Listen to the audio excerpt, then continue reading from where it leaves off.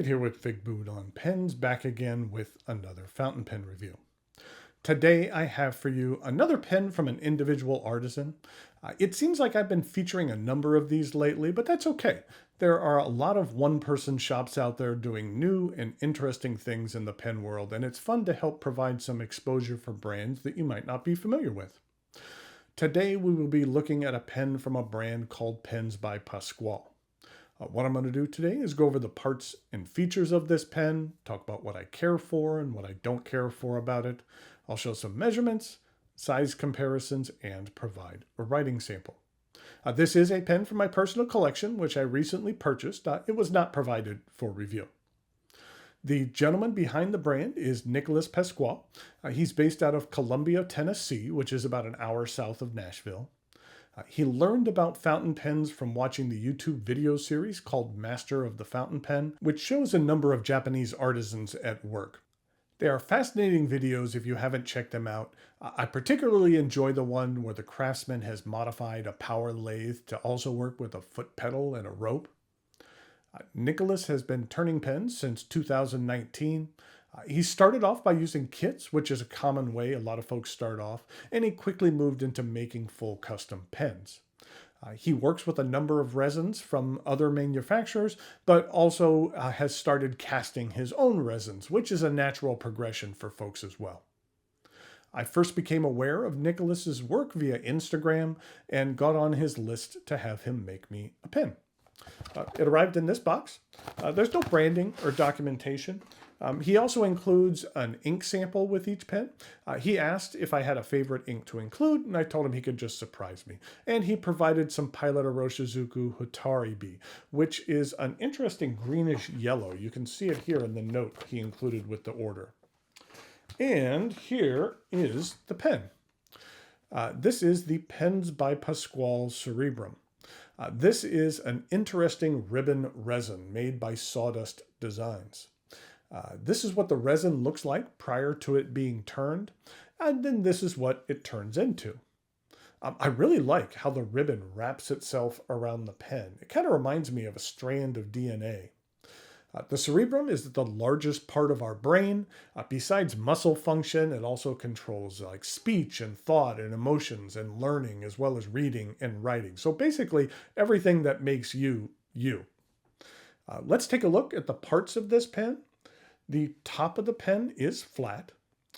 The cap is straight and clipless. I think clipless was a good decision for this particular model. It would have hidden some of the ribbons. With this translucent material, it's nice to get a good look at the nib in there. There's no cap band or external branding on this pen. In fact, there's no branding on this pen at all. That's always been one of my pet peeves for creators. I feel that a pen should have some kind of identifying mark somewhere on the pen. It doesn't need to be bold and in your face. It could be like an engraving on the nib or even something on the converter or an internal part of the section. Just something that could be used to identify the pen. If someone just came across this pen, they might not have any idea where it originated, and creators need to take credit for their work. There is a medium-sized step down from the cap to the barrel. Something that's very impressive to me was how well aligned the ribbon was in this transition. Now, I believe that these are triple threads, so the ribbon will only align in one of the three potential orientations, but getting it to match in just one is a bit of an accomplishment. These are two separate pieces of resin, so I was impressed by Nick's skill in getting everything lined up correctly. The barrel is straight until you get to the end where, like the top of the cap, it is flat. The solid portion of the resin at the end is a bit thicker than on the cap, so it's a good opportunity to show off a bit more of color in the material. With this unique material like this, every pen will have a slightly different look to it. The cap twists off with 2.5 rotations, and underneath we have a number 6 box stainless steel nib tuned by Kirk Spear, who is one of the best in the business. And then here's a look at the plastic feed. This section is slightly concave, and it transitions into the threads and the remainder of the barrel. As with the cap threads, I was really impressed with how well aligned the ribbon between the section and the barrel was. Again, it shows an impressive attention to detail.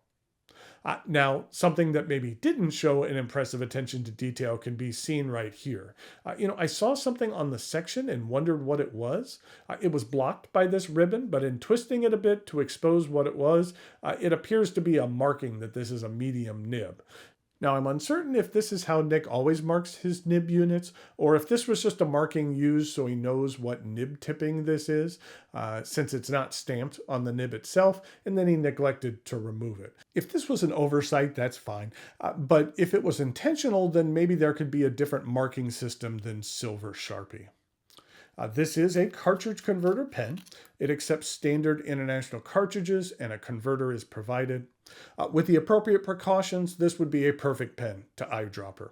I'll probably end up doing that, but for the sake of this review, I wanted you to be able to see the transparency of this material. But when eyedroppered, you'd really get a good look at the ink sloshing around in there, and I think it would look neat with the ribbons. The pens by Pasquale Cerebrum, as well as his other pens, are currently only available through Instagram, and this particular model retails for $180. That's a reasonable price for a handmade pen. It's not out of line compared with other makers out there, and there's a lot to like about this pen. I'd encourage you to take a look at his Instagram feed. It's always nice to learn about someone fairly new to creating pens, especially when they're really doing a good job. So now it's time for some measurements, size comparisons, and a writing sample.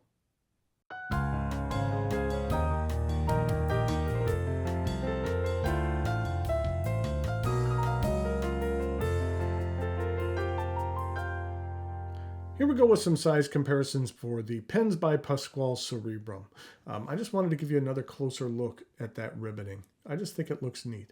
That M does stand out. I wish that wasn't there. I bet you I could probably just wash that off. Maybe I'll do that a little bit later.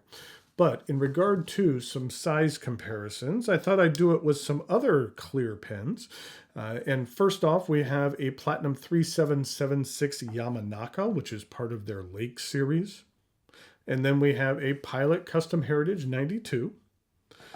And then we have a Franklin Christoph Model 66. And then in regard to some other transparent pens, we have an Opus 88. And then we have a Lamy Vista. And finally, we have a TWSBI Diamond 580. In regard to some uncapped comparisons, here it is with the Vista and the TWSBI Diamond 580 and the 3776 Yamanaka.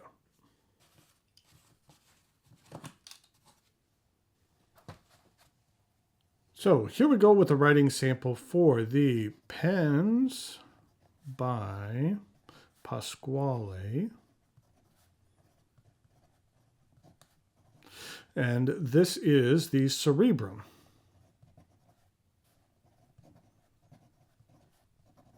Is that how you spell cerebrum? I guess so. And this is a medium stainless steel nib. And the ink that I'm using today is from Robert Oster.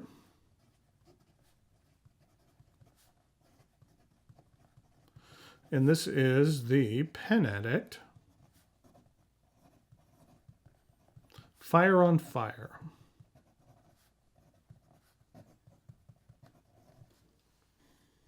This is what the ink looks like. It's one of my favorite kind of bright oranges. In regard to some other oranges that have a little bit more red in them, this is what Papier Plume's House of the Rising Sun looks like. This is one of my favorites as well as Monteverde's Mandarin Orange. This is what the Robert Oster bottles look like. You could see, well, maybe it's hard to see, but I've used a lot of this ink. It's about half done. So I think eventually I'll finish off this bottle. It's a really nice ink.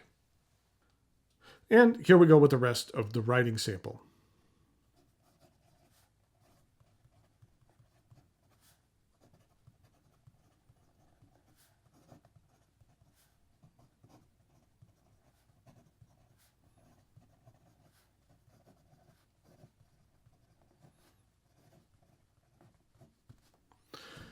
This Bach nib is pleasant, that it's not overly smooth, It's not going to give you a lot of line variation here, but for this medium nib, the ink flow is decent.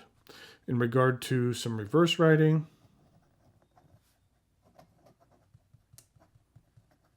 it's fairly scratchy, but in regard to some fast writing,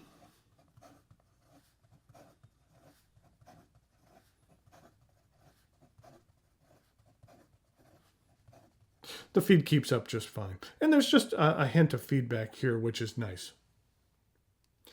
So there we have the pens by Pasquale Cerebrum. I just think this is an interesting look. I'm a big fan of pens that look nothing like anything else in my collection. And with this resin, this pen does just that. Plus, it's kind of cool just to spin around like this. Until next time, thanks for watching, and I'll talk to you later.